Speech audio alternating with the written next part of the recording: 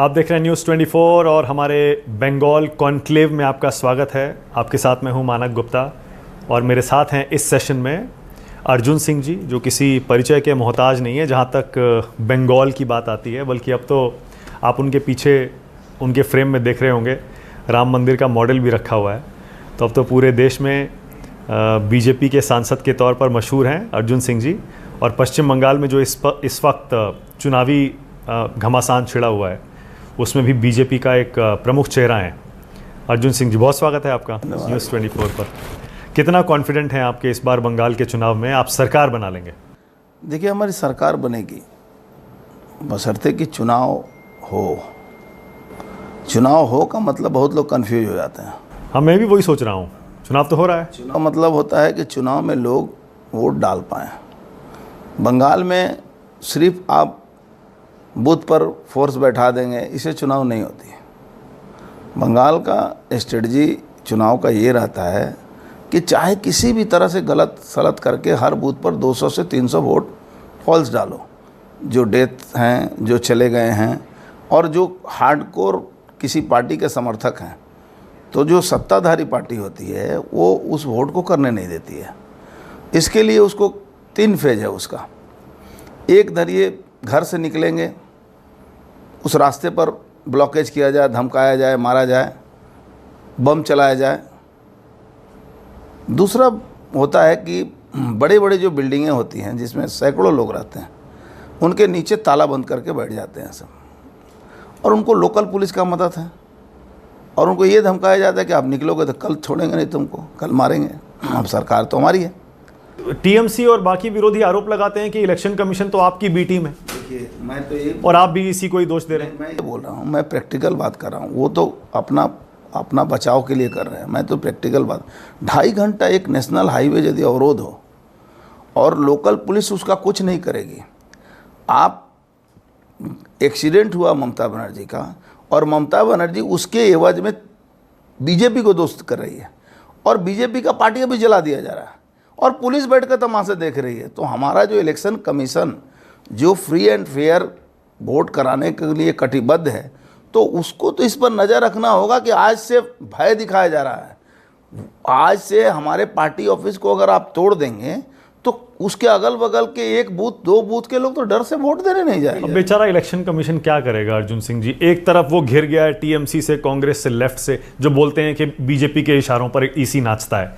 अब दूसरी तरफ आप भी अगर ईसी को ही घेरने लगेंगे। अपना काम करे। आपको याद होगा लालू यादव के समय में केजे राव एक अफसर थे, शायद रिटायर आईएएस थे उस समय, उनको ऑब्जर्वर बनाया गया था, और उन्होंने दिखा दिया था कि लालू जैसे राज्य में जहां आतंक ही आतंक था, खुलेआम हत्याएं की जाती थी, अपहरण की जाती थी, वहां हेलीकॉप्टर घूमता था फॉल्स, और नीचे से मोटरसाइकिल से पहुंच जाते थे, और उन्होंने चुनाव कराया था। पर इलेक्शन कमीशन चुनाव करवा रहा है। अभी डीजीपी को बदल दिया। देखिए, डीजीपी को हटाया ना, और आपकी डिमांड थी वो। मेरा कोई डिमांड नहीं था। डीजीपी को हटाया गया है डीजीपी के कारनामे से। आज ममता इलेक्शन कोड ऑफ कंडक्ट चालू हो गया है, और डीजीपी जाकर उनका दरबारी बन के नमानों में बैठ रहा है, तो उसको तो हटाना ही चाहिए, तो कानून में है। हाँ, तो मतलब काम तो कर रहा है ना, इसी कर रहा है, लेकिन सिस्टम तो ऊपर से नीचे तक ब्लॉकेज है ना। आज सभी इंस्पेक्टर जो है, एक थाने का इंस्पेक्टर बंगाल में डीजीपी को मानता ही नहीं है। अब आपके 18 सांसद हैं, और आप कहते हैं कि आपने पश्चिम बंगाल के ज़मीन पर कोने कोने में अपनी पहुंच बना ली है। आपके हज़ारों लाखों कार्यकर्ता नए पैदा हो गए हैं, खासतौर से 2019 के चुनाव के बाद। अगर ऐसा है तो उसके बावजूद कैसे आपका वोटर नहीं निकल पाएगा, बताइए। और इस सोशल मीडिया के ज़माने में, इंटरनेट के ज़माने में, आप कह रहे हैं कोई बिल्डिंग लॉक कर देगा नीचे से, या बम मार देगा, लोगों को घरों से वोट देने के लिए निकलने नहीं देगा। ज़माने में पुलिस के सामने बम मारते हैं।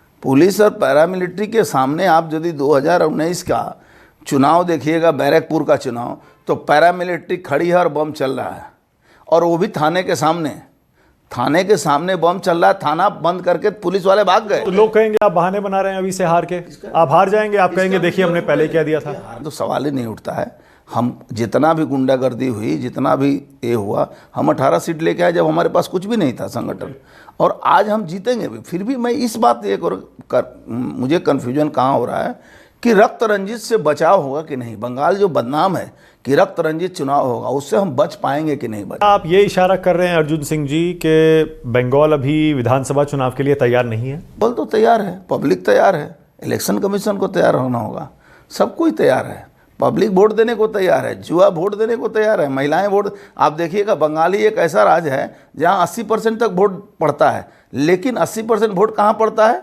80% वोट पड़ता है फॉल्स, 80% वोट फॉल्स डाला जाता है, स्टैंपिंग होती है, माने बूथ दखल होता है। कैसे हो सकता है? आप खुद ही कहते हैं, आप देखिए, अब आप नेशनल लेवल पर खुद ही कहते हैं ना कि इलेक्ट्रॉनिक वोटिंग मशीन पर सवाल मत उठाइए, अब तो इतना फुल प्रूफ सिस्टम ईसी ने बना दिया है।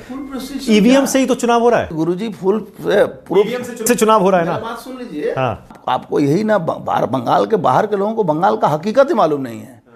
आप ईवीएम मशीन लगाएं, मैं गया, अपना आई कार्ड दिखाया अधिकारी को, जो पुलिस का जो सेंट्रल पैरामिलिट्री फोर्स है, उसने मेरा फोटो दिया, देखा, मुझे एंट्री कर दिया। मैं भीतर गया और जितने भी वहाँ के जो सरकारी अधिकारी हैं और पॉलिटिकल जो एजेंट होते हैं, उनको डराया हुआ पहले से।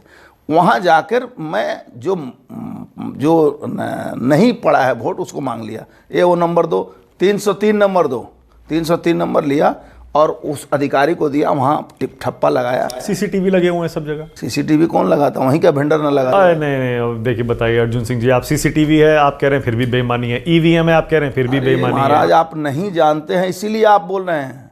वहाँ सीसीटीवी वहीं के वेंडर लगाते हैं। जब दखल करने वाला, जब वोट स्टैंपिंग करने वाला व्यक्ति पहुँचता है तो सीसीटीवी आता, इसके बावजूद भी आया है। और जब आता है तो शाम को एक बयान आता है कि 10 आदमी मारे गए, बूथ थोड़ा दखल हुआ था, लेकिन फिर भी शांतिपूर्ण वोट हो गया। सर्वे तो कह रहे हैं कि आप अच्छा करेंगे, लेकिन आप 100 के आसपास रुक जाएंगे और सरकार टीएमसी की बनने जा रही है, जो सर्वे आ रहा है। तो बिहार में लालू यादव की सरकार भी बना रही थी। सर्वे को छोड़िए, जो आदमी अब बयान देता है ना, वो डर से, जो हम साइलेंट वोटर हैं, जो वोट देने वाले हैं बीजेपी को, वो डर से बोलते नहीं है। बोलेंगे तो रात में ही उसके घर में हमला हो जाएगी और एफआईआर भी नहीं लिखी जाती। कितनी सीटें आप बता रहे हैं बीजेपी की इस बार? देखिए, हम लोग का जो सर्वे है, हम लोग आराम से सरकार के तो बाहर अभी ही, हम लोग सरकार तो जो संख्या उसके तो बाहर बहुत पहले ही हम लोग आ गए हैं। और मोदी जी का जब तूफानी दौरा होगा तो अपने आप हम 200 को पार हो जाएंगे। क्या ये ममता और मोदी का डायरेक्ट फाइट है इस बार बंगाल में? निश्चित रूप से मोदी जी को सामने रख के हम चुनाव लड़ रहे हैं।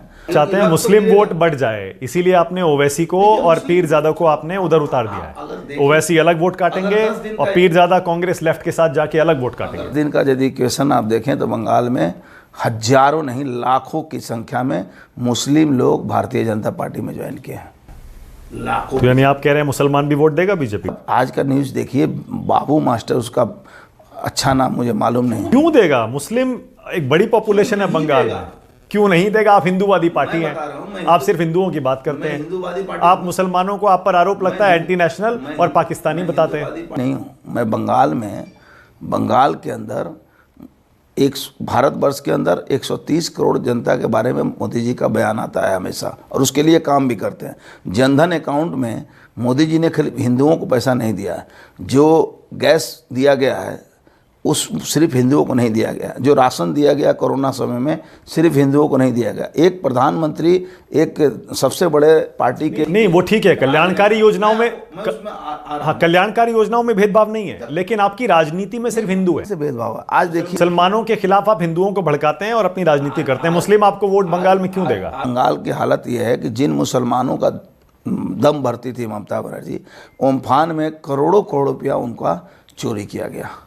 ओम्फान में 1000 करोड़ रुपया एक दिन में मोदी जी ने दिया और वो अकाउंट में ट्रांसफ़र किया अपने लोगों के नाम से। आपका पैसा मेरे अकाउंट में ट्रांसफ़र हुआ और ममता बनर्जी कह रही हैं कि भूल से ट्रांसफ़र हो गया। इस पर केस हुआ। केस के बाद कोर्ट ने सीएजी का इंक्वायरी फिक्स किया। ममता ने फिर रिव्यू पिटीशन डाल दिया कि उसका बयान था कि तोके केनो हिसाब देवो। ये वर्ड था कि तोके केनो हिसाब देवो, तोके हिसाब देवो ना। तो ये ममता का ये जो लूट का जो तरीका है ना, उससे मुसलमान बहुत नाराज हुए। आपको और बीजेपी के सारे नेताओं को, इंक्लूडिंग प्रधानमंत्री और गृह मंत्री और जेपी नड्डा साहब, सबको ममता दीदी कहती है ये बाहरी हैं, बाहरी लोगों को बंगाली कभी स्वीकार नहीं करेगा। सिन्हा को उन्होंने ज्वाइन कराया पार्टी में, तो मुझे तो नहीं लगता कि वो बंगाली है। पीके तो बंगाली नहीं है, घर की बहू को लाए हैं पंजाब से, वो तो बंगाली नहीं है। तो ममता बनर्जी का ये बयान जो है ना, वो अपने हिसाब से चलता है। आज ही उन्होंने जसवंत सिन्हा को ज्वाइन करवाया, तृणमूल के पार्टी मेंबर हुए वो, तो वो तो बंगाल के नहीं है, मैं जहाँ तक मैं जानता हूँ। आपके पास ममता बनर्जी के खिलाफ खड़ा करने के लिए मुख्यमंत्री का कोई चेहरा नहीं है अर्जुन सिंह जी। इसमें भारतीय जनता पार्टी का ये हमेशा से चुनावी स्ट्रेटजी रहता है कि हम अपना कैंडिडेट के नाम की घोषणा नहीं करते। हमारे यहाँ बहुत सारे लोग पड़े हुए, कई जगह करते हैं, जहाँ होता है वहाँ करते हैं। ऐसा कहीं भी नहीं है कि एक दिल्ली में किए थे एक बार, तो नहीं, हरियाणा में भी अभी किए थे। जब दोबारा जब चुनाव लड़े थे तो मनोहर लाल खट्टर के नाम पे लड़े थे। नहीं लगता है कि ऐसी कोई बात है। अरे हाँ, मैं बता रहा हूँ आपको। हमें इस बात की जानकारी नहीं है, लेकिन हम लोग वहाँ चुनाव के बाद ही विधायक दल ही तय करेगा कौन वहाँ पे थी। पर चेहरा तो चाहिए। ममता बनर्जी के सामने किसको खड़ा करेंगे बताइए। देखिए, ममता बनर्जी को तो हर आदमी परेशान किए हुआ है। ममता बनर्जी आज हमसे परेशान है, ममता बनर्जी आज शुभेंदु अधिकारी से परेशान। तो सोचेंगे ना मुख्यमंत्री कौन बनेगा। मेरे बात सुनिए, ममता बनर्जी के अपोजिट में मुख्यमंत्री कौन बनेगा, इस बीजेपी में गिनती में कम से कम 10 आदमी हैं मुख्यमंत्री बन सकते हैं। पहले चर्चा चल रही थी सौरभ गांगुली आएंगे। नहीं, ऐसा कोई चर्चा पार्टी में तो नहीं चली है। नहीं, तो उसकी कोई संभावना नहीं है। इस संभावना को तो मैं नकार नहीं सकता हूं, लेकिन ऐसी चर्चा कभी पार्टी में चली नहीं, इसके बारे में बता सकता हूँ। पार्टी में कभी भी इस तरह का चर्चा नहीं हुआ है कि सौरभ गांगुली बनेंगे कि कौन बनेगा, और वो बीजेपी में आएंगे, इसकी भी कोई चर्चा नहीं है। कोई चर्चा हम अभी तक तो मुझे मालूम नहीं कि पार्टी में कोई चर्चा है। मिथुन दा के बारे में चर्चा थी, मिथुन दा है, हमारे संघ प्रमुख जी गए थे उनके पास, तभी से लोग का आकलन शुरू हो गया था कि आएंगे दादा, और दादा आए, मीटिंग किए, प्रचार में भी रहेंगे। अब कल को कोई बोले कि दादा ही मुख्यमंत्री बनेगा, तो इसकी जानकारी मुझे नहीं है। लेकिन दादा हैं, बच्चों के भी दादा हैं, बूढ़ों के भी दादा फिर दादा है। तो यानी अभी ये कहना मुश्किल है कि अगर चुनाव जीते तो सीएम कौन बनेगा आपके हिसाब से। अभी तक तो हमारे पार्टी ने इस बात को खुलेआम कह दिया है कि हम मोदी जी को सामने रख के चुनाव लड़ रहे हैं, और चुनाव के बाद विधायक दल तय करेगा कि कौन मुख्यमंत्री बनेगा।